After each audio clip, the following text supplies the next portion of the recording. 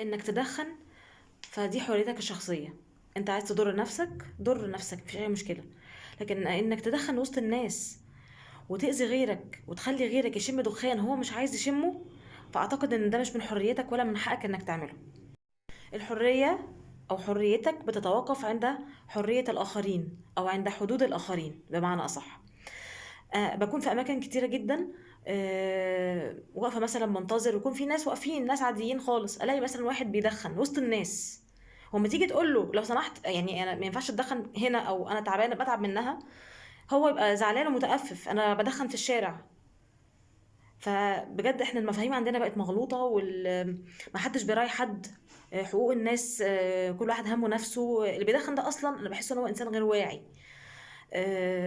بس الموضوع بجد لازم يبقى ليه وقفه، لأن الموضوع زاد جدا، الموضوع زاد جدا في اماكن كتيره جدا. بره بيبقى ممنوع تدخين الا في اماكن محدده، في اماكن محدده كده او ساحات محدده في الشوارع للناس المدخنه. مفيش حد بيمشي في الشارع يدخن كده زي ما هو عايز، مفيش حد بيقف يدخن وسط الناس يقول لك اصل هو بدخن في الشارع. طب هو الشارع ده مش ملكك على فكره، الشارع ده فيه ناس تانية، وناس اطفال، ما ينفعش ان هم يشموا دخان سيجارتك. يا جماعة يعني أرجوكم، خلي عندكم ضمير وخلي عندكم وعي. اللي بيدخنوا دول خلي عندكم ضمير وخلي عندكم وعي إن أنتوا بتأذوا غيركم. أنتوا عايزين تأذوا نفسكم، أنتوا حرين، لكن ما تأذوش غيركم. دخنوا لوحدكم في مكان مغلق، في مكان منفصل، لكن مش دخنوا في وسط الناس وانتوا واقفين تنتظروا حاجة أو انتوا بتشتروا حاجة. ما ينفعش، ما ينفعش خالص.